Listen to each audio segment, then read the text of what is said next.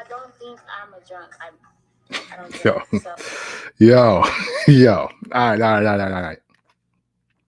What's happening, man? Good evening. I hope you're doing well. Yo, um, my bad. I'm learning. I'm learning things. I'm learning things on the internet. And Cutwater. Just heard about it. I think yesterday. I think the wife was telling me about it yesterday. But I'm catching up on TikTok. People going crazy over Cutwater. Don't understand it. Not sure. Not sure how, where, when, and why Cutwater happened, but unfortunately, it looks like it's taking people out the game. It looks like it's taking people out the game. It's been one weekend. Well, at least since I've heard about it. I don't know anything else about it. But I'm here for the commentary. I'm here for anybody that may know something about it. Let me get the gain right on the mic. Pause. All right, man. Hey, look, 74, episode 74. It's Camp from the Porch Show, where every sound has a story. And the sounds that I want to tell stories about today, or at least I want to maybe understand the story or give more perspective to the story behind the sounds, is one of Jermaine Dupri, because I think it's important. Um, this era is kind of weird, right? This era, and I don't mean it in like just the classic, just weirdo way. I'm talking about weird, like we live in a world today where no matter what you've done for a specific industry or what you've done in your career, you can say something or you can ask a question and it literally immediately becomes an attack. Like people feel, oh my God, like there's people are so attacked. Everybody feels so attacked about everything, and everybody wants to be on the right side of history, right?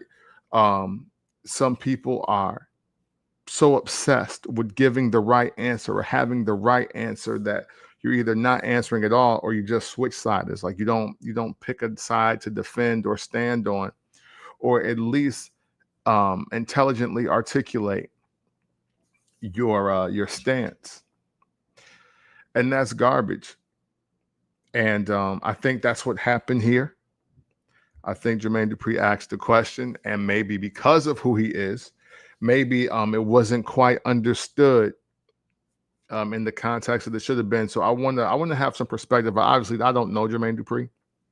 I've never worked with him, but I do want to give more context to the conversation, especially since I've seen more recent clips and obviously checked on Twitter and all of that. Because you gotta check Twitter, because that's where he started this at. There we go. There go. All right. I don't want my head cut off in the picture, but you see the pimp, lip pimp, you dig? But I'm first though, I want to talk about new music real quick. It's a Monday. Music been dropping on Friday. I've just seen a couple videos, a couple new tracks that's out. I've seen some panties get ruffled. And I mean man panties by that. You know what I'm saying? But first let's get into Joey Badass. Joey Badass just dropped a new song, new video, and it's honestly dope. But I do have questions. I have questions because now that the hype is gone as far as rappers wanting to like battle and go back and forth and trade records, since that's kind of done now, I wonder if this particular record is going to stick. And I think it's called Black Aura. Let me check it out. Let me look at the title again. I want to make sure I got the title right. Don't want to just say something. And only because I watched it a couple times. I don't be good with names off the rip a lot of times if I don't. Yes, okay. So yeah, Dark Aura. I'm sorry. Dark Aura. Joey Badass. Lonely at the Top is the album. Is going to come out August 29th. I'm definitely going to listen to it. But I'm for me, it's just more of that like traditional New York hip hop music, and I love hearing that. I don't I don't think that he should be disregarded for what he's doing. I love that no matter how we slice it, the Drake versus Kendrick beef and the GNX album it has sort of given a resurgence to regional sounds. Now, at the same time, I do think a Glorilla is kind of responsible for that as well. Even though, like her, the production she's using, it could be considered everywhere, but just her dialogue, her lingo. Memphis stayed Memphis in the midst of all of this. You don't really hear Memphis rappers trying to be like from Atlanta or from New York or LA or anything like that. So maybe they're just an anomaly in themselves. But what Joey Badass is doing post the French Montana Cardi B run and post the Brooklyn drill, all of that, he's just restoring a great feeling of just New York hip hop. And I want to be clear, unless it's tough guy talk, I love when people are super proud to be where they're from, like from a music standpoint. I love New Yorkers that are proud to be New Yorkers and create New York music. That was one thing I loved about K Slay, even though some of his dialogue was questionable. Like when he said, rest in peace, K Slay, he was amazing. I remember there was a video of him, and he was like, if I see any one of you New York niggas doing this, you doing this shit, I'm smacking the shit. He was going crazy. It was the wildest thing ever. But I get what he was saying, though. It was like, yo, bro, this New York, and it's cool. Let Atlanta do what they doing. If they're doing that, then cool. But nah, we're not doing that up here. And I think that's unfair when it comes to dancing, because what if people didn't want you breaking? You know what I'm saying? If you couldn't break because you was like from Ohio, like that wouldn't be right. but it was just New York pride. And again, unless people are talking about how tough they are or something like that, or oh man, I'm from the most dangerous part in the world, like that's whack, that's garbage, that's trash. I don't mess with none of that. But like, if a dude from Miami, or a man or a woman, if you're from Miami or the DMV, Atlanta, New York, LA, Chicago, wherever you're from, Houston, and you're just proud to be from there, like repping that, and you're bringing that regional sound, I love it. So I love what Joey Badass is doing. And since he's not going back and forth with Rayvon and with Daylight and AZ Chike, I will not call him ass cheek, like because that's disrespect. But even just post all of that, I think what Joey is doing is super dope. And he's doing his thing independently, and we're going to talk about that, obviously, because that's the big thing with Jermaine Dupri, right? Dependent versus major. Excuse me. But I think what's more important is that I think niche audiences are back. I think regional sound is back, and I'm excited about that. I am tired of the way rap is manufactured, specifically rap. I won't speak for no other genre. I'll speak solely for rap music. And I am tired of everybody taking a sound or the sound of the moment and then trying to create a career out of it. Like, the kids in Washington State should never sound like the kids from Louisiana, who shouldn't sound like the kids from Houston, who shouldn't sound like the kids from Chicago, who shouldn't sound like the kids from Atlanta. I don't like that. I don't mind rappers being from anywhere. You could be from Cheyenne, Wyoming. I don't care where you're from if the music is dope. But at the same time, bring some flavor that we don't have already. Enough of everybody doing their best Future rendition. Enough of everybody doing their Young Thug impersonations and Gunna and just that whole wave, because they were all kind of a clique at one point. Like enough of everybody trying to rap like Lil Baby. Enough of just all of that. Enough of everybody, enough of all the lyricists trying to rap like J. Cole. Like, just enough of that. Let's stop. So I'm here to champion Joey Badass for keeping that spirit of what he led off with the ruler's back and sorry not sorry. Now you got Dark Aura, and I like how it's just some fly, gritty New York-ish. Like, I like that, and he's from New York, and that's what makes it even better. It's not cosplay. He captures the essence so well because he's from it. And a lot of young artists and artists in general of this era are missing that. And that is one of the key reasons why music, specifically rap music, I'm going to speak about rap today, and R&B to a degree.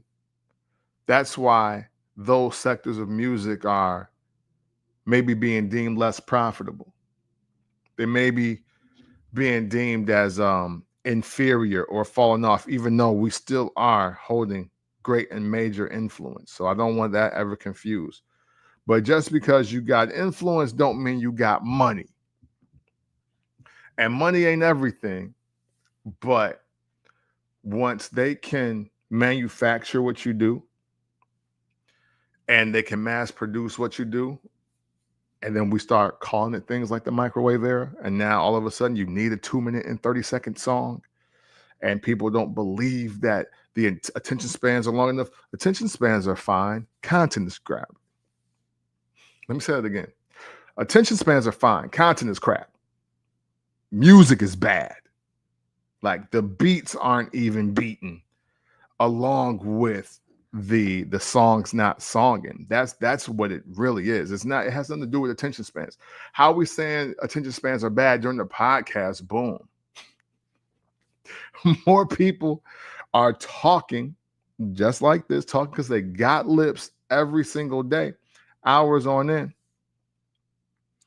Movies are still, a popular thing. Movies are still a thing. People are rushing to the theater, sitting for an hour and a half, 2 hours, 3 hours sometimes. Y'all binge watch Netflix and you binge watch Hulu. So the attention spans are fine as long as the information and the content and the creations are actually good. Let's have the real conversation about stuff not being good. That's the real fight that we're in right now. But shout out to Joey Badass. Now, of course, I got to get to one of the most talked about records of the weekend, be it good or bad. It's Cardi B's remake of Imaginary Player. Imaginary Player is one of my favorite Jay-Z songs ever. I think that's one of the top 5 Jay-Z songs ever made, even to this day. For those of you that may not know, Jay-Z in My Lifetime Volume 1, I think is one of my personal favorite Jay-Z albums. And this album, for everybody that don't know, it gets killed because of 3 songs. 3 songs. Now, 2 of them were singles, and one of them is just a bad B-side. It's the I Know What Girls Like with Puff Daddy and Lil' Kim. Then it's The City Is Mine with Blackstreet, which I just don't really like the beat on that, to be honest with you. And it felt real bad boyish too. Basically, this is the time where Jay is taking the bad boy formula post B.I.G. and it's not really working for him. The lyrics behind The City Is Mine, it's actually dope. Because the first verse is all about Jay kind of paying homage to Big in his passing. Remember, like, you know what? God rest. I got this now. No worries. And then the rest of it is just putting people on notice, like, yo, in case you didn't know, look, the city is mine. I run New York now. It's one of those with just better production. It gets a better rap. It gets a better rap if it has a better song to it. And then Sunshine. Sunshine is also on Volume 1. People hate Sunshine for some reason. hating a song, any song with Babyface on it is kind of crazy to me. And it's Sunshine is Jay-Z, Foxy Brown, and Babyface. What's happening? That's not the words. Please don't say the lyrics wrong. Okay, can I get back to this? Yes. All right. So Chris is here, everybody. Hi. Yes. But saying that to say, those are the only 3 bad songs on the In My Lifetime Volume 1 album. For me, again, it's my personal favorite. I personally have it in my top 5 of Jay-Z albums. And I think it's safe that you could make an argument out of the top 10 or 20 Jay-Z songs that ever existed, 5 of them are on this album. So, and how, depending on how you listen to Jay-Z and if you like Jay-Z or not, that could be up to your opinion. But where do you have Streets Is Watching? Where do you have Where I'm From? How about Who You With? The intro, A Million and One Stories, is on that album. Imaginary Player on that album, which is Cardi B. She's remade that record. But also You Must Love Me. That's one of the great Jay-Z introspective raps. For everybody that thinks he's only rapping about drugs, much like y'all do the clips and much like y'all do Pusha T. For everybody that thinks that Jay only raps about drugs, I think you should definitely listen to In My Lifetime Volume 1. Lucky Me. Lucky Me is on that album. There's some heat on Jay-Z In My Lifetime Volume 1. It gets a bad rap for 3 songs, and y'all be hyping up and champion super mid packs. It'd be albums with 5 to 6 garbage songs. You got some songs that ain't never effing with Sunshine, and y'all be saying, "Oh, this album is dope, but this album is heat." So I would implore everybody with your adult ears to start listening to In My Lifetime Volume 1. I think that should be the homework for this week, especially as we talk about In My Lifetime Volume 1, Imaginary Player, recently remade by Cardi B. So I'm gonna go off of this because I saw a lot of guys commenting. It's always funny when the guys are trying to rip apart like women rapping. 1 second. It's always interesting to me because, I mean, we already see the play, right? Never have I ever went to a Cardi B track or Cardi B video and been like, I mean, yeah, but I mean, she ain't write it though. Like, it's like, bro, we already knew that. We knew that 10 years ago now. Because, yeah, it's 2025. But, yeah, no, Cardi B was trying to get her music career going in like 2015, 2016. Because I remember Gangsta Bitch Music Volume 1 and 2. That was like 2015. Yeah. 2015, 2016. Because she was hitting the circuit. I think she came through Indianapolis, I think, once or twice. But so Imaginary Player is one of the greatest Jay-Z songs of all time, if you want my personal opinion. Hey man, what up, Jones? What up? It's always gonna be held in high regard to me. Imaginary Player is gonna be always in high regard to me. Because Jay-Z is kicking some just outer body, out of this world type stuff on there. It's just about just stunting on people. It's literally about just being broke. It's about Mace. It's about like rappers out, you know what I'm saying? Damn, Playboy, up is the Hummer at, you know what I'm saying? Where's all the ice with all the platinum under that? Those ain't Rolex diamonds. What the F you done to that? Y'all rapping because y'all funny to me. Making millions being you, but still you want to be me. That's about Mace. But the song is never going to be successfully duplicated. Let's start there. It's never going to be successfully duplicated. I don't care who jump on it. Shoot, matter of fact, look, I think Jeezy hopped on that beat for the Can't Ban a Snowman mixtape, and he just didn't do what Jay did to it. It's not going to happen. So I always calibrate my expectations correctly. When Cardi B is releasing something, off the rip, my first inclination, my first thought is, okay, this is something for the young hoes. That's just what I do. Because Cardi B, for the most part, makes music for young hoes. And that's okay. It's okay. And this is another kind of record for young hoes. For them to like get dressed to, or maybe ride to the club to in between songs. It's and not because it has a lot of bounce or it's for the strip clubs or anything like that, but it's young women stunting on other young women with what they have or what they don't have. It's really braggadocious. It's literally the Cardi B persona that already existed. It's just in a different form. That's it. So when I'm listening to this, I don't care if she wrote it or not. And be clear, the record's dope. Let's say that the record's dope.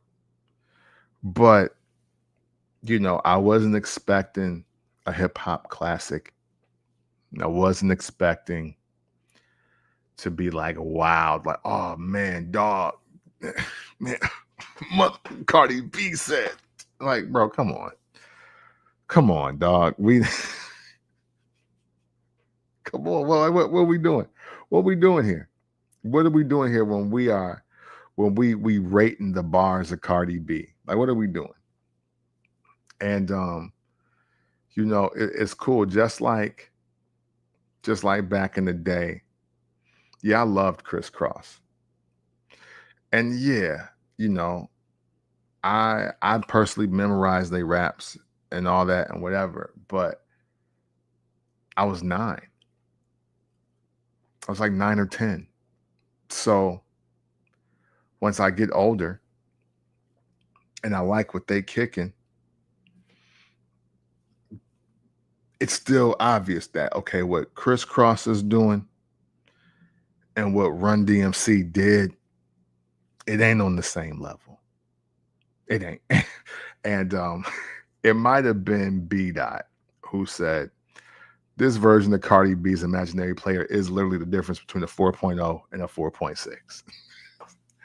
And I think that's where you got to leave it. Is it a good track? Yeah. Is it, can you really lose with that beat and that flow? I don't think you can. But that ain't rap song of the year. Come on, dog. Look, the bar, as far as rap albums go, the bar is the Clips album. And then the next tier of that bar is the Freddie Gibbs album and the Step Brothers album and the Jid album. Like, it's, bro, we shouldn't even be in a situation where we are over critiquing a Cardi B record right now for the bars. That just shouldn't even be happening. Like, what are we doing here? Oh, my man Clyde popped in. What's happening? I can't take female rappers seriously. She don't write her material also. At least her. So yeah, you know what though? Here's my thing. And I totally understand if you're not wanting to take a lot of the women in rap seriously because of the content. But riddle me this, and I want every man, whenever you see this, to answer this question. What do they need to talk about? What do women need to talk about in music for you to take them seriously? Because I think it's just lose-lose. I think just in general, men don't want to hear women rap. I'm just being honest. I don't think any of us want to hear it. And before everybody go crazy on Rhapsody, how many Rhapsody albums have you purchased? How many Rhapsody singles have you purchased? When is the last time Rhapsody came to your city and you bought a ticket? And that's for anybody. It ain't just her. Where was y'all at for Jean Grey? Are you going to see MC Lyte if she's coming to your city? What about Queen Latifah? Like there are options. Options do exist. And those women are still only rapping for women. I think and that's not to defecate on your take, Clyde, because I think that you are absolutely, I think you're in the minority of like, yo, I don't take females rapping seriously. I don't take women in rap seriously. But my counter would just be like, well, what women do you take seriously? And when I say take seriously, like not only do you respect what they're doing, you support it fiscally. You know what I mean? Let me see. Said not true. Lauryn Hill, her last album was amazing. She's the artist. She wrote her own lyrics. She got that Sure deodorant flow. It's tough.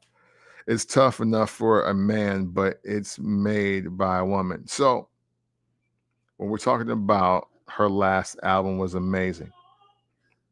Her last album was amazing. What are we talking about? Are we speaking about, oh, okay, Rhapsody. Okay. Beautiful, beautiful. All right. I would, here's what I want to say, because I want to say it right. Because we as a collective, we lean on Lauryn Hill and Rhapsody for a lot. And as far as when it comes to women in music. Now see, now look, okay, now Clyde, now check it out, bro. Things I want you to consider. Yes. Lauryn Hill did write her raps. However, that album is heavily co-written, and there are some remakes on that album. And I'm not mad at that, but we do have to have a very real conversation about how everything that she's either attempted to put out or has put out since the miseducation that has not matched up to that. Because we speak about Lauryn Hill as she's a generational talent, and I'm not going to deny her that. But what I want to consider is you got to be able to do it at least one more time. You know, the bar I will always use when we talk about rap is Nas, but we could use Jay-Z. You know, if Illmatic, like there's one thing to say that, oh, Illmatic is one of the greatest rap albums of all time. But you're kind of showing your age, you're showing your knowledge if you swear by Illmatic is still the best Nas album, period. Because just with growth, maturity, experimentation, and just doing it again and again and again, you have, like, it's safe to say, like, Illmatic could round out your top 5 Nas albums now, or it could be somewhere in your top 10, but you have viable slots. Like, you have It Was Written, you have Life Is Good, you got Magic, you got King's Disease 2 and 3 for me personally. You got Shoot, the Hip Hop Is Dead album is super nice. You got the Nigger album. Like, there are other albums you can insert into that place, or you can stack them up with Illmatic and be like, yeah, that's the same young guy that did that. And for me, if we are going to herald anybody in music, anybody, there has to be a certain level that's always been achieved, or near a certain level that is achieved. And unfortunately, Lauryn Hill has not done that. And she does have more than one project. We just not buying it. Because the Miss Hill album came out. It did. And there was another one that came out. They were previewing new tracks on the Breakfast Club. And some of those songs never seen the light of day from that day on the internet. So I just want us to be very aware of the people that we are championing and saying that, yo, well, this is a great example of women in rap, or this or that in rap. And we don't want to give Nicki the crown. We don't talk about Missy Elliott enough. We don't talk about Eve enough. like the people that consistently delivered. And I think, and because, hey, and look, because we men and it wasn't for us. Hey, look, Rough Riders First Lady, the album overall, the content was not for me, but it's dope. It was dope. It's a dope album. Beyond Jada and Styles on it, beyond Drag on it, beyond DMX on the album, beyond the Scenario remix. Like, it's some other stuff on there that, like, yo, I was like, okay, she's penning this, right? Because we care about if they write. They got her on hard beats, whether no matter how you feel about Swizz Beats, they gave her really good production for that album. And she delivered for her audience. I was never an Eve audience. I was never there. Missy was very consistent. And we say that. And please, let's not disregard that she has a hand in the Aaliyah album. She has a hand in the Genuine album. She has a hand on the Timberland album, SWV album, 702 album. Like, Missy's the greatest to me. Missy's like, she has a hand on the New Edition album. Like, they're like, let's really talk about the 90s and how, yeah, Super Duper Fly. And that album came out in 97, but years before that, Missy was killing shit. So, to fast forward just a little bit,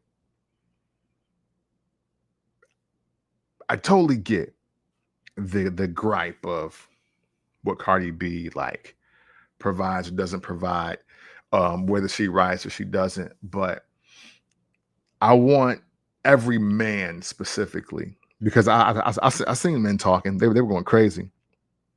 Some of them were, not everybody, but what I would encourage you to do is like, well, as you critique Cardi B and as you critique her music, tell me, what is the woman in rap that you support? Not the one that you think is dope, not the one that you think is giving a better message. What woman in rap do you support? Yeah. Because that's important when we as men talk about women in rap. And it's got to be more than, oh, well, she better than most dudes. Like I was telling Jones when we did Banging on Lunch Tables, she better than most dudes. Name the dudes. Name the dudes. I was, and we had this conversation. Is that door open? Like, name the dudes. When we were saying Nicki Minaj's and Rhapsody are better than most dudes, I was like, okay, so Jay-Z, she better than Jadakiss, she better than Cassidy. like who? Like, start naming the dudes. Don't give me like, oh well, you know, she better than Tekashi 6ix9ine. Everybody is. That don't really say much to me. So I just want us to be very aware of that piece as we critique women. One, who's your favorite woman rapper? And have you supported her fiscally? Like, have you went into your Apple wallet or your physical wallet and you've bought tickets or you bought merch or you took your daughter to see him, you take your wife out to go see him? Like, what have you done to support the women in music? Because and look, hey, it's no different for me than when white people try to tell me about rap music and what, like, don't talk to me about rap and you only listen to Macklemore and Ryan Lewis and Eminem and Machine Gun Kelly. I was like, okay, cool. You like the rappers that look like you. Who's the black rapper you like? Who was that? And don't tell me some bullshit. You know what I'm saying? Like, that's how I like to give it up, because this is black culture. This is black culture, and it was started in poverty, right? And as we talk about it, and the way we talk about it, it should be reflective of the people that's in it. So, you know, hip hop, outside of what, Miss Melody, there wasn't a lot of women in hip hop. So even in that, people never talk about Miss Melody. But, you know, we judging Cardi B bars. You know what I mean? It's just crazy. It's a little crazy. All right. Support. Well, I hate to switch the subject, but streaming, Spotify, Tidal, Apple is killing the industry. Period. It's a cancer. Pretty soon it will be any record labels out there. It won't be any record labels out there. I'm sorry. It won't be any record labels out there. How will they survive? Artists is not going to be artists being slaves. Drug dealers can't profit from streaming a high. Okay. They have to sell a physical product. Okay. This is actually a great segue, Clyde. I'm glad you said that. Because let's talk about Jermaine Dupri. But let's hard stop. Listen to music. Y'all know what it is. This is it's Cam from the Port Show, man, where every sound has a story. And listen to that new Black Aura by Joey Badass. Listen to Imaginary Players by a Cardi B. I think they're both two solid records from this era, these new age artists. And it's either for you or it's not. And no matter what, that's okay. So, well, I'm glad you said that, Clyde, because Jermaine Dupri tweeted out a minute ago. This his tweet was literally, I'm a little lost. Can somebody tell me what the goal of being an independent artist is today? Because all of the things that people are chasing is shit major artists do. What's the thing that indie artists do that make it special? And of course, he got mad backlash because with some of the buzzwords you just said, right? Oh man, because man, well, who want to be in a slave deal? You know what I mean? And all of this. Oh, I want my independence. I want my freedom. I need my freedoms for my musics. And I'm not saying that's wrong. And I had a chance to hear clips of him from Big Facts podcast. I think it's DJ Scream. And I apologize. I don't know the names of the other two hosts off the rip, but salute to that show and also the Joe Budden podcast. I've seen clips of that. He's on Patreon. They have a Patreon episode of Jermaine Dupri that just went live, right? And to really kind of like redirect it and ask a better question, he was asking, what is the goal of an independent artist, right? And his point was, if you're trying to be an independent artist, but if you want to win Grammys and you want to be acknowledged at the BET Awards and you want to go to award shows, you want to be placed on Billboard and you want to have #1 records, then you want record label treatment. You want major label treatment. And that's not wrong. That's not a wrong thought process, because because I believe, Clyde, you and I are around the same age. We are not the era where independent artists were like #1 on Billboard, and where your major label acts versus your street acts or your independent acts were doing the same things. But and if you do want to be independent, no, let me rephrase it. If you want to win Grammys, if you want to have the #1 album in the country, if you want to get radio play, if you want to get placement at award shows and on Billboard and do all the things, you want the Doritos deal, right? You want Snickers to sponsor your tour or whatever. That's okay. Like, that's okay. It's okay to want to be a label. It's okay to want to be on a label and be a star and get some motion, or get your motion that currently exists more motion. Like, that's okay. Because of a lot of sound bites and some clips, we have people vilifying people that want record deals, but a lot of artists are broke. And there's a lot of it is, I think it's misinterpretation, right? I think a lot of it's misinterpretation, because we can't act like real hip hop don't get deals and real hip hop don't make things happen. Because again, we ain't got to go to the 90s. Let's go to the 80s. Run DMC. What was realer than that?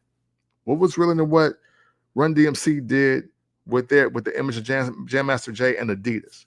What was realer than that? The first rap superstar ever was LL Cool J.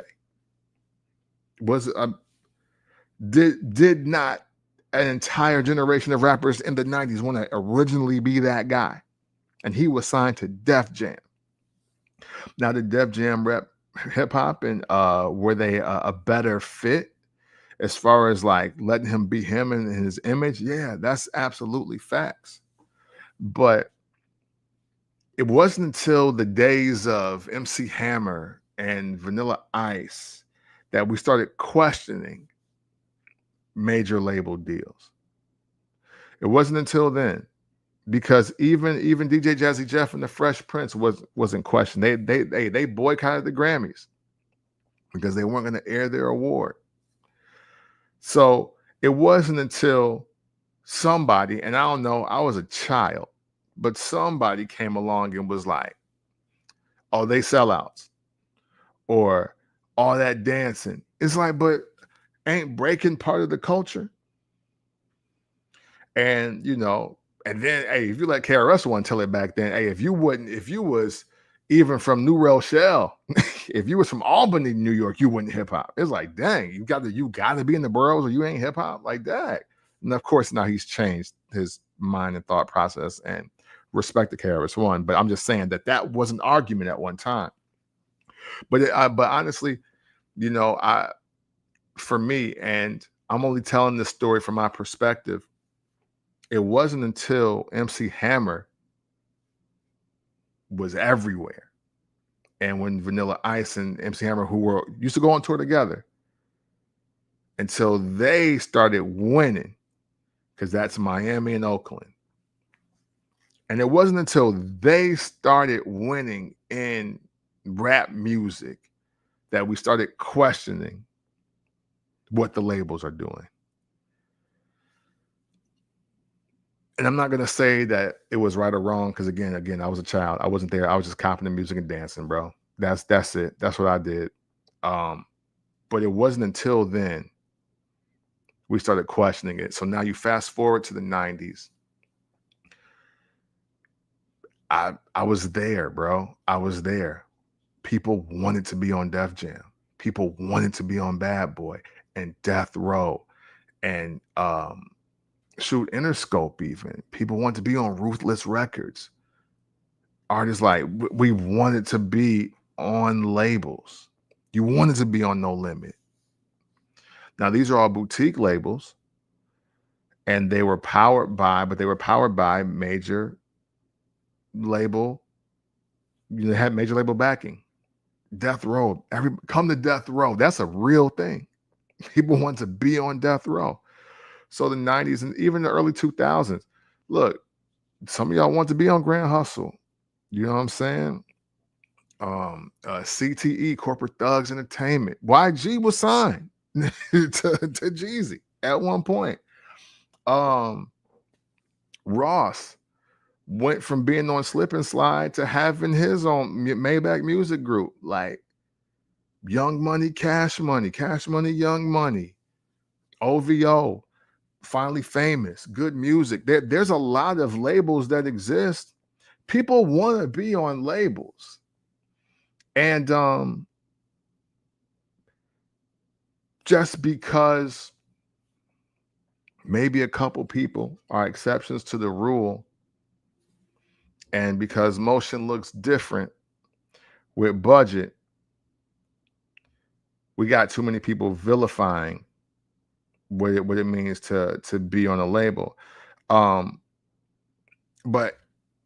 I got a little bit off on the tangent there, so let me get back to my notes, because speaking of all of that, right, I thought to myself, even as he tweeted it, I was like, why would JD like the label route? Like, why would he want to do that? Because even on Big Facts, he was saying like, yo, originally the goal was to hustle and get yourself into a record deal. Now we just hustling to be hustling, so to speak. Or, like it's almost like he's coming from the perspective of, okay, you want to be an artist, you want to make your product, you want to sell your product. Okay, now what? And maybe from a perspective of a young person that's just seeing it like, well, I'm gonna I'm going to sell my music and I'm going to make money and I'm going to live better. It's like, okay, that's cool, but what else do you want to do with it? It's almost like when your guidance counselor, or if like Furious Styles and Boys in the Hood was like, do you know who you are? and you'd be like, I'm a real nigga. It's like, see, that's the problem. And it's just like, well, I'm a man, I'm a black man in America. Like if you do that, and it's just like, okay, that's very surface level, and I get it, but what do you want to do now that you know who you are? And I think that was more of the context in which he was going into, because again, So Def was a boutique label. But man, I appreciate you, Wang. What up, sir? So Def was a boutique label, but remember, Criss Cross was on the Rough House. Even though JD was the producer, the writer, and the executive producer and the beat maker, and that, like, he is Criss Cross, right? And they sell like 8 million records, 10 million records, 8 million. So even with that, he was telling the story because everybody wants to kind of look at his situation like he's a Nepo baby, right? And his dad was like already at the label, was moving and grooving. He was like, nah, my dad was my manager. Yes, he had been with like different bands and he was in the music industry, but that doesn't mean that he knows everything about the music industry. And it's just like a layup line for me, basically. He was like, that's not what it was for him. But obviously being a young guy, having this vision and having your family being supportive, and having your dad personally, like, wanting to see you in the music industry, or any parent, because there's other momagers and dadagers in the game. So that's not really nothing new. Obviously Master P, Silk, C Murder, they all brothers, Benny, Westside Gun, Conway, they're cousins and brothers. So having your family in the industry and negotiating with you, that's never a bad thing. But I think the most important thing, especially from a guy that, again, he's been in every era of hip hop. Like Jermaine Dupri's been around since 1983, and he was dancing for Run DMC. Like, that's how long he's been around. So even that in itself, like, he really grew up in the industry. So that's one reason why he could be like, yo, man, labels is actually not as bad as y'all making it seem. Even though he didn't totally have ownership of Criss Cross through the label aspect of it, he made a lot of money from Criss Cross. Like 3 kids, 3 like teenagers put together this project. It becomes a international phenomenon, and they go on to get his own deal. He gets his own deal, and that's how he starts So Def. And he reveals in one of the conversations that So Def, that he was that he named it So Def because he was competing with Def Jam, because he was so much deafer than they were. I was like, wow, that totally makes sense. So Def, huh? Interesting, right? Another thing, and I think this is underrated about Jermaine Dupri, especially as we sit in 2025, where we live in the exposed era. We live in the clout chasing era. We live in the, let me tell you how somebody did me 10, 20, 30 years ago era. JD, where we sit right now, he is probably the one, and maybe at this point, the only rap mogul that nobody has ever said has robbed them, jerked them out of a deal, stole money from them, or did them dirty business-wise. In the same era where all the slave deals were getting handed out, in the same era where Suge and Puff and Master P and Slim and Baby, like in this whole era before and after them, now one person has came forward and said, JD took money from me, or JD owe me this, JD owe me that, Jermaine Dupri owe me this or that. And then you can just run the roster. When you heard Jagged Edge say it? When did Criss Cross say it? Brat, the Franchise Boys, Anthony Hamilton, Bone Crusher, Bone Crusher, Jaquan, Young Bloods. I'm trying to think who else. Oh, Escape. How can I forget Escape? Like, name the artist, Brat. Name the artist that say that JD robbed them. So he's already coming from a perspective of like, well, everybody that I work with get money. Usher, Mariah, they got money. Everybody's got money. And it don't matter that everybody didn't go diamond. Most of them maybe went gold or platinum. But apparently, whatever way JD does business, everybody seems to get paid. So I could see a person like that being like, why you don't want to deal? It's like, we get money over here. Like, I don't understand. And it's fair for him to not understand that. Because there is again, just in line with that, there's this misconception that you have to take the slave deal, especially in rap, right? They love to say, every rapper, it don't matter. Something happened after 2009. But now everybody swear, oh man, they gave me a bad deal. They gave me a slave deal. They gave me this. And the one thing, and it sounds so simple, but it's so true. Negotiate your deal. But that takes time. See, negotiating the deal doesn't look glamorous. You sign and then getting $250 or $300,000 and going back to the hood and stunting on everybody and your new designer outfit. That looks cool. You flying out to Jamaica, even though that's only a $2,000 trip, but ain't nobody where you from been there. So that looks cool. And it's like, oh, it's a bidding war for me. Remember the bidding war era where everybody was bidding on somebody? And I don't know which deal to take. Now we're in oh man, every label's a bank and they crooks and it's slavery. And why? Because you don't negotiate, which is something that JD spoke to. He was like, a deal is a deal. He was like, go get a lawyer, sit down, look at the contract and cross out the things you don't want. Say what you want, say what you don't want. Ask to make amendments, because here's the thing. We have so many people that talk boss, and talk deal and partnership and things like that, but yet we still are in this sense of like, oh, well, they robbed me. You got to do more than just talk it. Like, you got to come to a point. You got to come to a point where you are at least looking out for your best interest on the back end, like not the glamour stuff, because unfortunately, people are doing anything in hopes of getting that Kendrick feature or getting that Cole feature. A lot of people are selling ass to be on the Cardi B record or to get Mustard production.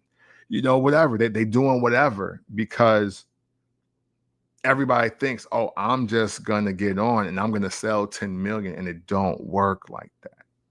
It just does not work like that. And look at the 360 deal. Again, something that I think can easily be negotiated. Because that is why merch is so high. That's why $40 to $60 hoodies are $150 because of 360 deals. Like, I'm blaming the merch table prices on that, because a lot of artists aren't worth $100 t-shirt, bro. That's not real. That's not realistic. It's just the fact that Universal need their money back, because one stream ain't worth one penny. Like, literally. You know what I'm saying? It's so when you and then when you're not streaming, when you only have 1 million streams, but it takes 15,000 to equal like one album play, that don't look good. That don't look good if you're counting to one unit sold. A lot of people are trying to go viral, and that's not how you get money. That's how you get attention. That's good marketing. If people respected virality as just marketing alone, they'd be in a much better space. You'd get better quality music. You get better quality everything.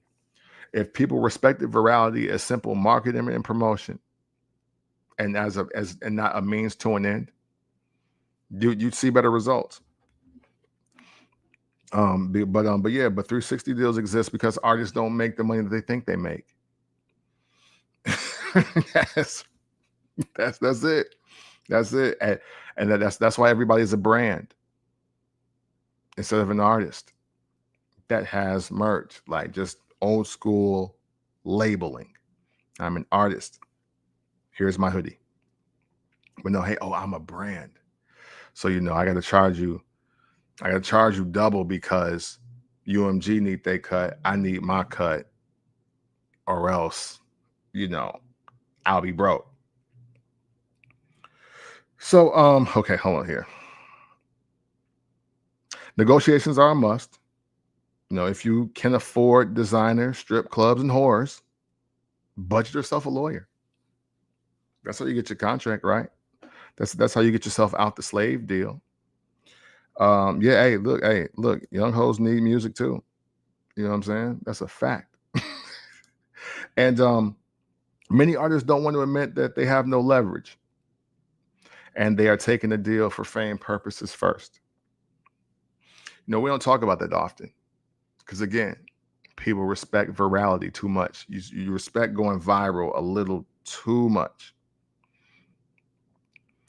And because it's easier for the mind to say, oh man, they must be on, they must be popping, they must got money because they went viral, or this is doing thousands of views, or this has millions of views. It's easier to say that, and the optics make it look like you have something versus actually having something. Because between streaming farms and viewer farms and all the other tactics and antics that's been around since the MySpace days, mind you. You know what I'm saying? It's been around.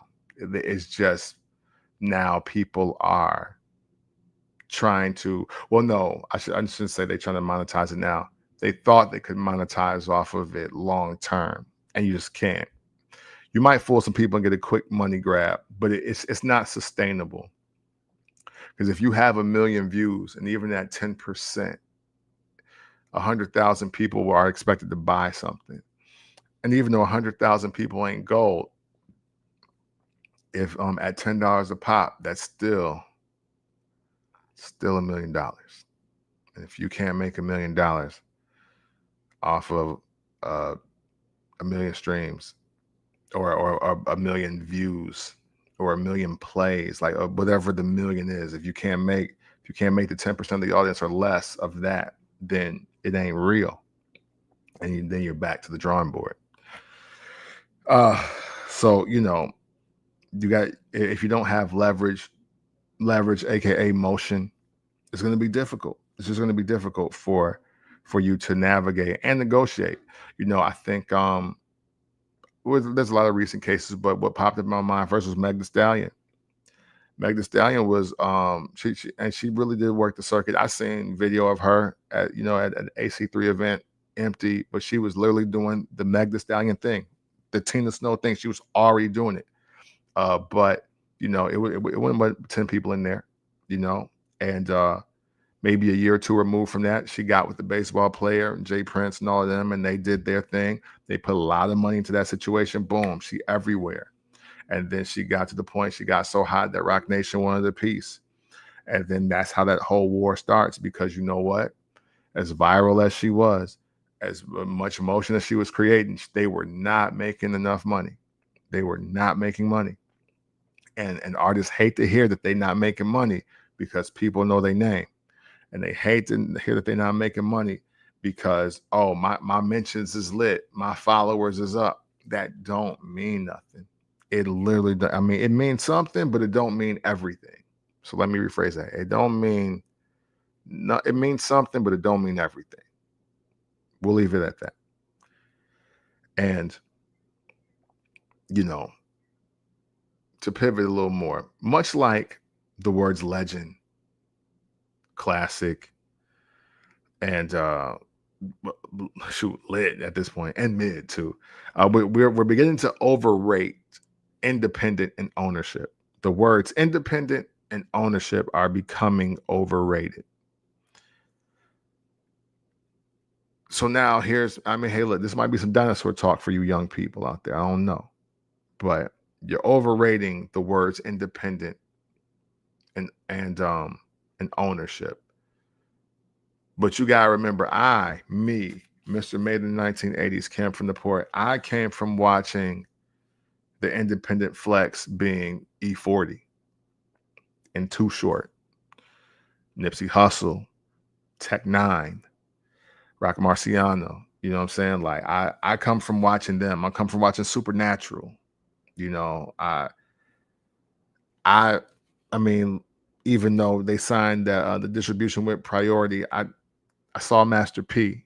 You know what I'm saying? I saw Rap a lot. Jay Prince. You know what I mean? Like that's what I saw as independents before the internet.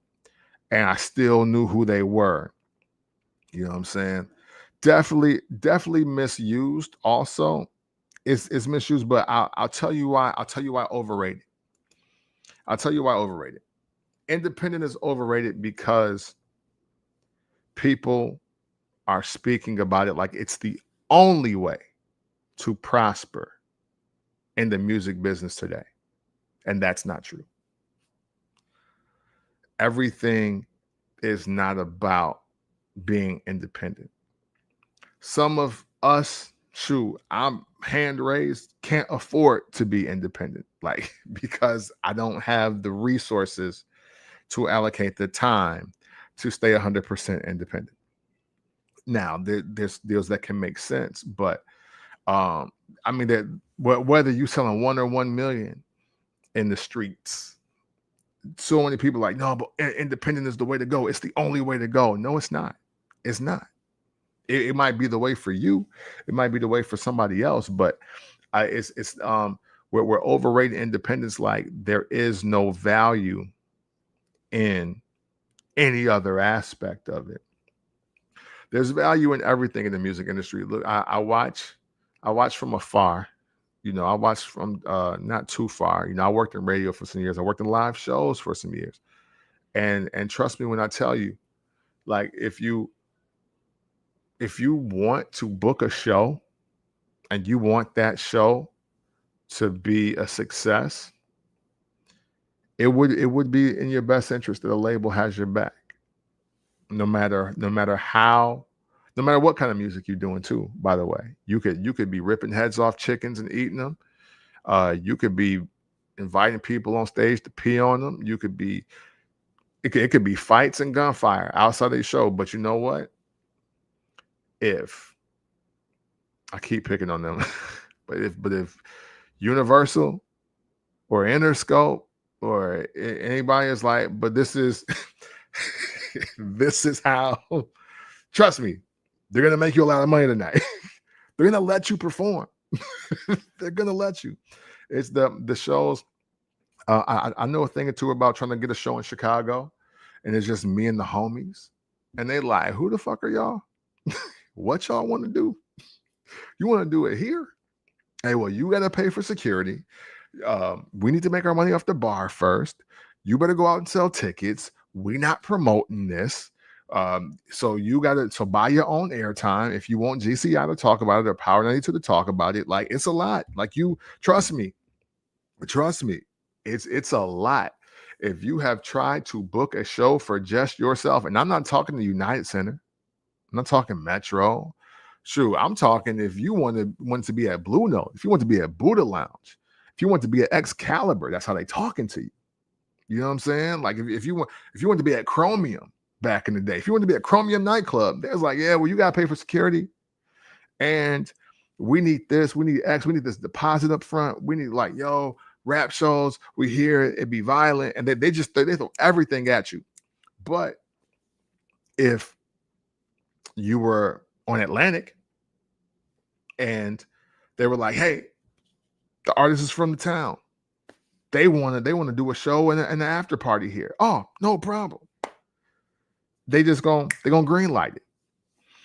So that's why you can't totally disregard wanting to be on the label. And again, hey, look, you can let me say it right. LaRussell has a really great approach of doing the shows in his backyard. Like, that's dope. That's dope. And but see how one person thought of that? And it's been how many years of just independent artists?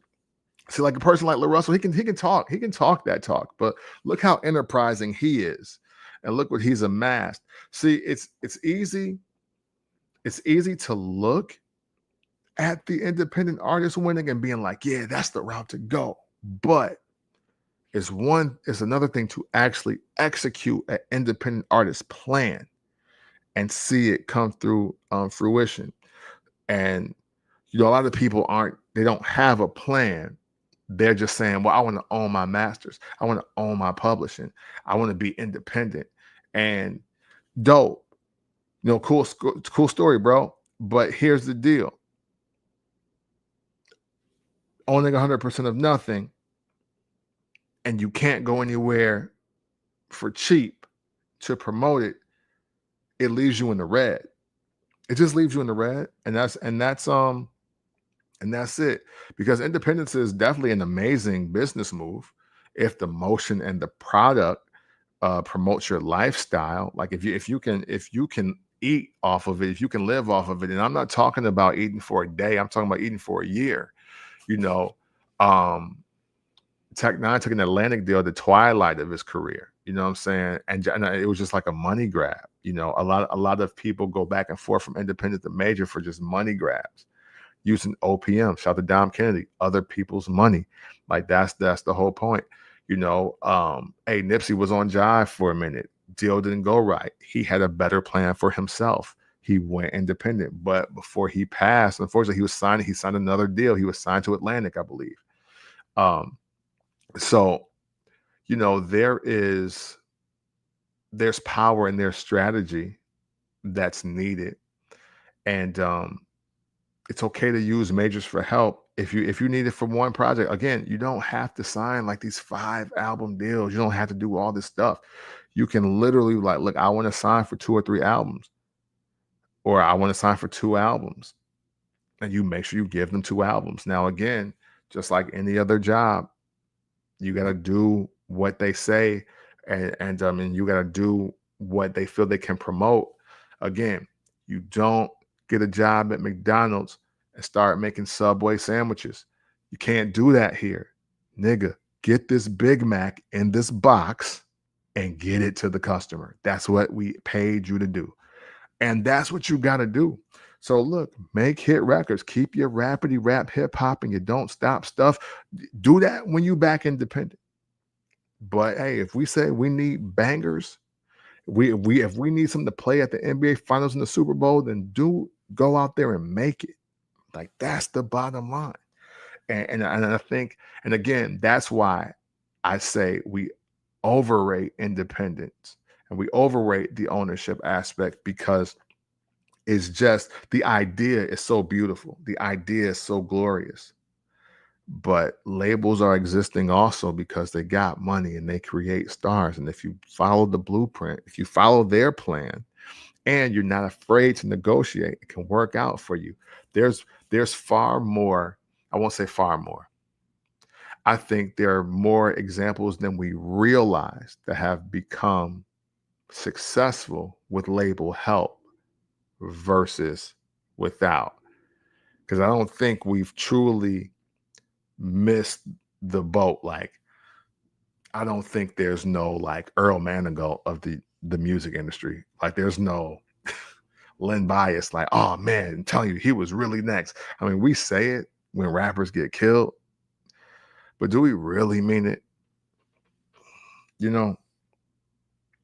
So let me see. I'm checking my notes here, man. It's Cam from the Port, where every side has a story. Let me see. It's also fair to one national accolades. I already talked about that. Hey, look, real quick though, as we wrap up and we get ready to get out of here, man. Hey, look, I know from the independence route also, speaking to the overrated part, I know that Chance the Rapper wave was kind of crazy, right? That was a cheat code. I think people didn't realize how much money Chance had and how popular he became. Like there were middle-aged men with 3 hats on in Chicago, walking around 12th Street Beach, and I could look in their face and tell they had no idea why they were wearing this hat, other than that their son or daughter said this is what the cool kids are wearing, And there's this off chance that if you voted for Obama, or you just saw Chance being the kid with the 3 hat, and he was doing something positive in the community, that you just want to support it, and really that's the bigger play. I would say Chance probably made more money off those hats than he did off of actual music. And that's not to disrespect him at all, because I think it's a genius play. It's a genius play. The 3 hats stood for something very positive in Chicago at a very dark time it was trying to come out of.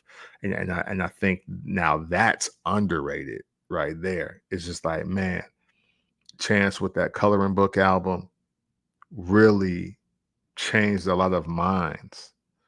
You know what I'm saying?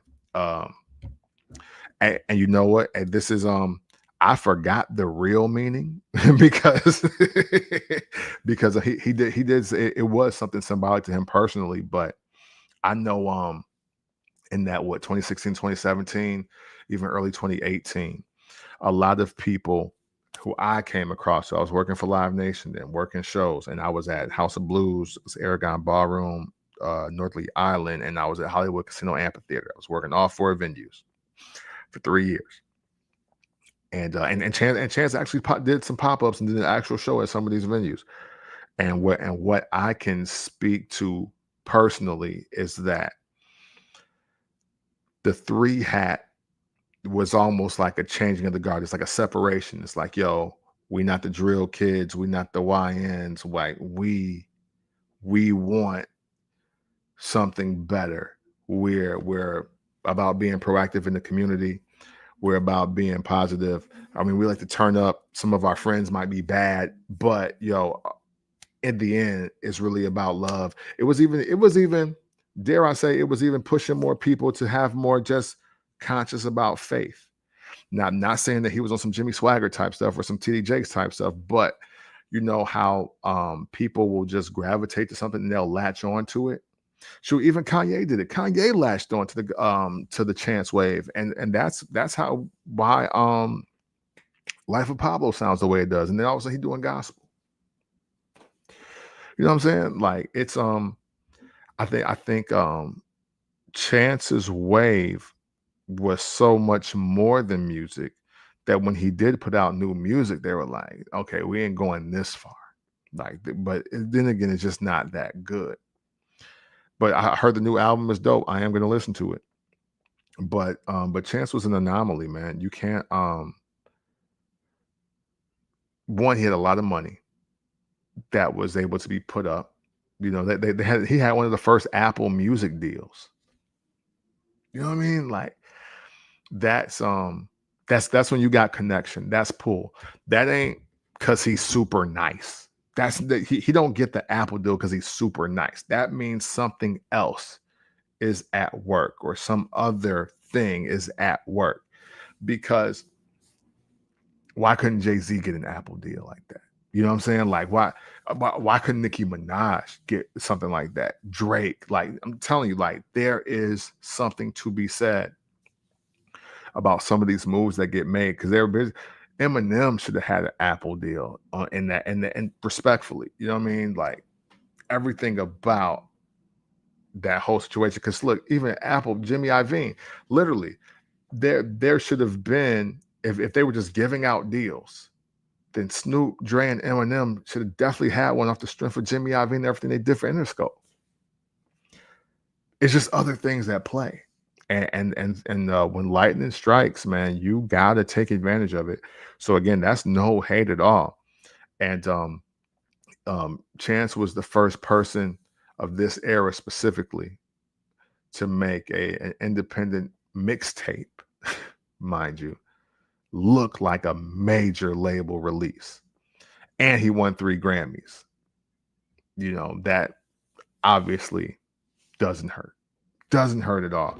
But that ain't everybody's fate. That ain't everybody's ministry. There are better independent albums than Coloring Book that did not do the numbers that Coloring Book did. Like, here we are almost 10 years later, we're not talking about that album. So it ain't just music. It's deeper than rap, as Rick Ross would say. Oh. Let me see. And then there's the other aspect of just like the Master P deal, the 85-15 deal. You're not getting that no more. Because that happened by mistake, to be real. I think, personally, that Priority and those labels, they just discounted Master P. They said, man, what is this stuff it's doing? No Limit Records with this Tank and this all of this. All right, yeah, man. Sure. Hey, bro, you know what? Whatever you make, whatever you make of this, go ahead. Go ahead. Have at it, bud. I think part of it, this is not to say that Master P is not a great businessman or a shrewd businessman, or he was absent-minded to negotiate, but I could definitely see white people looking at the Ice Cream Man album and being like, this is what you about to do? All right, for sure. Look, he gonna sell like 20,000 of these. Give him his money to get out the hood and we'll be good. I could definitely see that being a thing. And it backfired.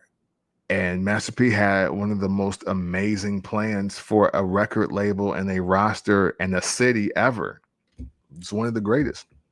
But sometimes you got to take a deal, or sometimes, your vision can work for or against you.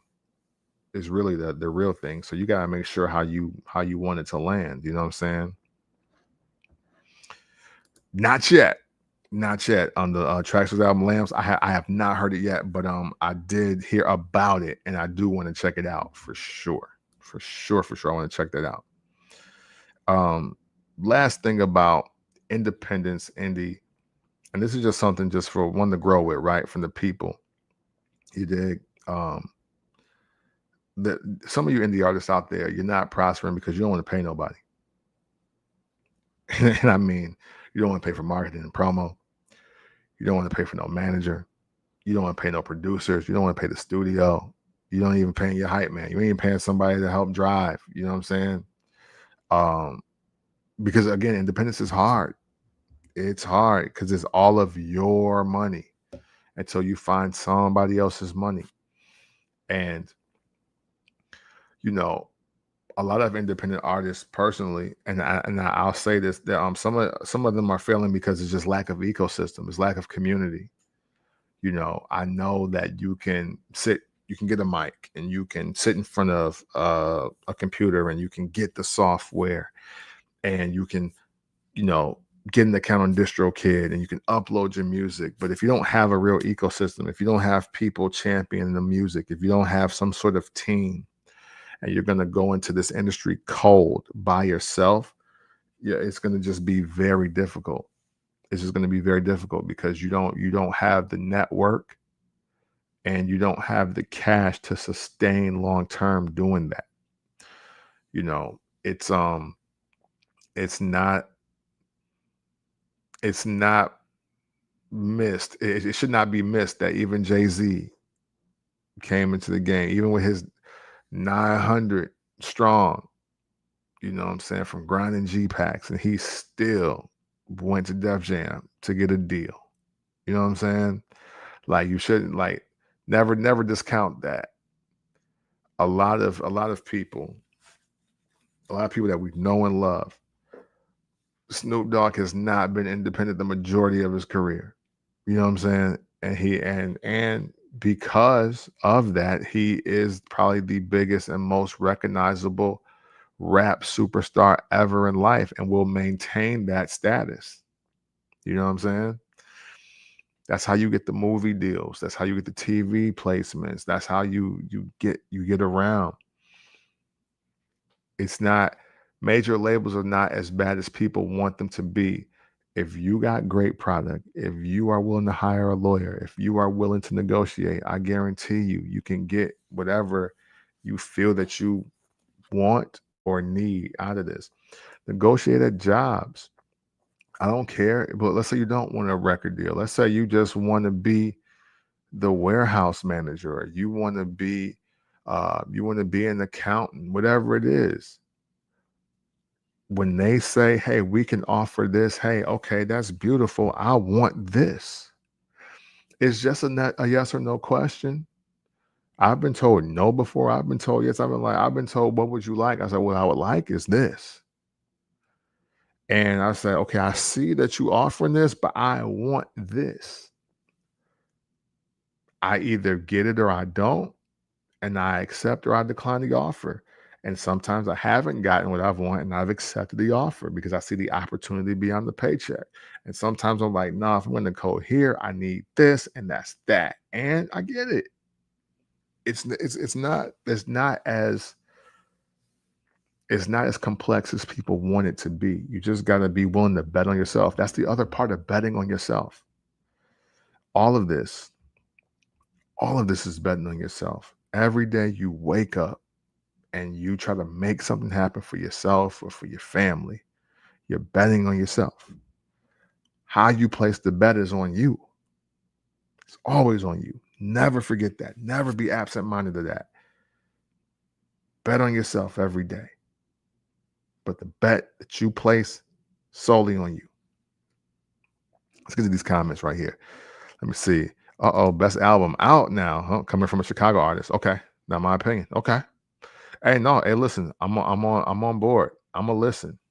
Hey, matter of fact, how you feel about the new Do or Die video? I should say, the track. It's already stable and labeled, legendary across the shot. But the new Do or Die, I'm glad to see they making videos for their classics. But I'm definitely gonna check out that Trackster joint though. That's an absolute. Let me see, must hear, and I will. Let's see what Wang talking about. Do you think Tech Nine would have had his success indie without Travis? Honestly, man, no. And I say no only because I actually talked to him about it. You know what I'm saying? Like I heard the story, but then I asked for myself. And again, Tech Nine was at a level, and somebody thought enough of his product to say that, oh no, this is worth investing in. But somebody else, again, with vision was like, yo, you should be on TV with the rest of these other rappers. You should be doing this, that, and the third. And they saw an opportunity to make some money. He felt he was profitable, and that changed the game. That's the other thing.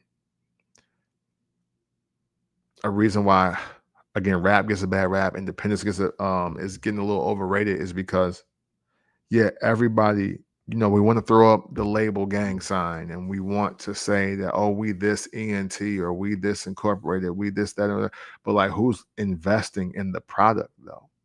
Do you have somebody in your camp, in your group, in your crew that's saying like, okay, hey, well, it's $300 to get us all to the show and get this suite. Okay, bet. Well, then I got it. Or, yo, we're gonna all put in 200 and make sure we get there, and we do it, and we mob out. We do things. Like, it's not that hustle is gone now, it seems.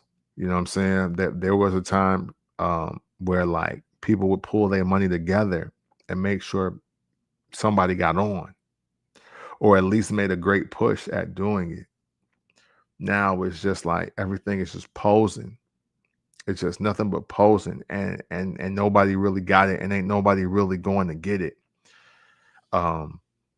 I think Tech Nine would have been successful, but do I think he would have been, warehouse in the big warehouse in Kansas City, moving 1 million records? That one album in like 98, was it 97, 98? No, because it takes a lot of money to sell 1 million records, and that's whether you independent or on the label. It just takes a lot of money.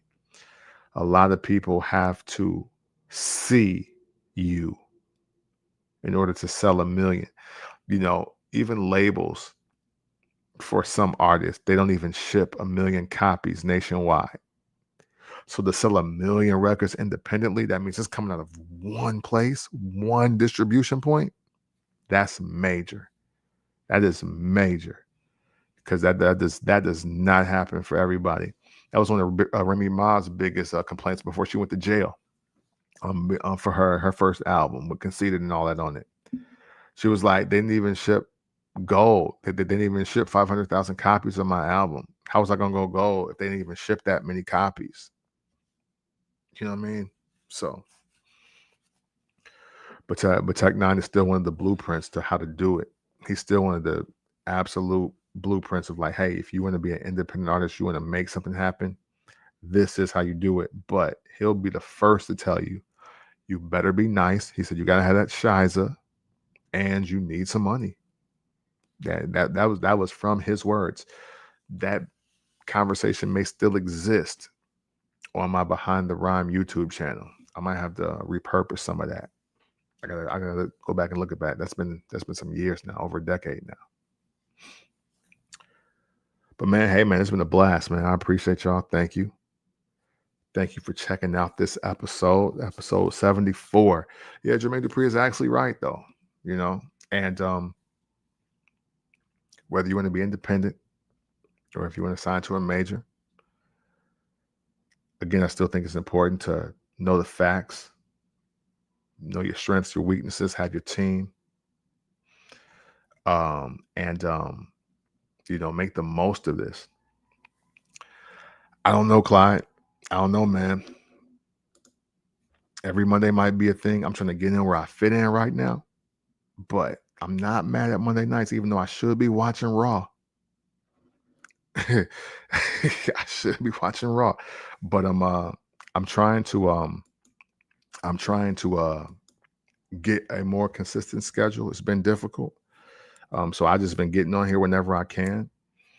I know tomorrow I will not be able to, but let's shoot for maybe Thursday or Friday. I might be back, and I try to schedule it out so everybody know it's on the way. But yes, man, I know that consistency is key, but also setting that appointment for people to catch this and see this. So I will be working on a better plan of action for that. But in the meantime, though, man, I appreciate y'all. Thank you so much for tuning in, conversing with me, talking music. This is what I love to do. And we're going to keep it rocking, man. So no matter what you do out there, please be safe. And always know that always and consensually, it's love.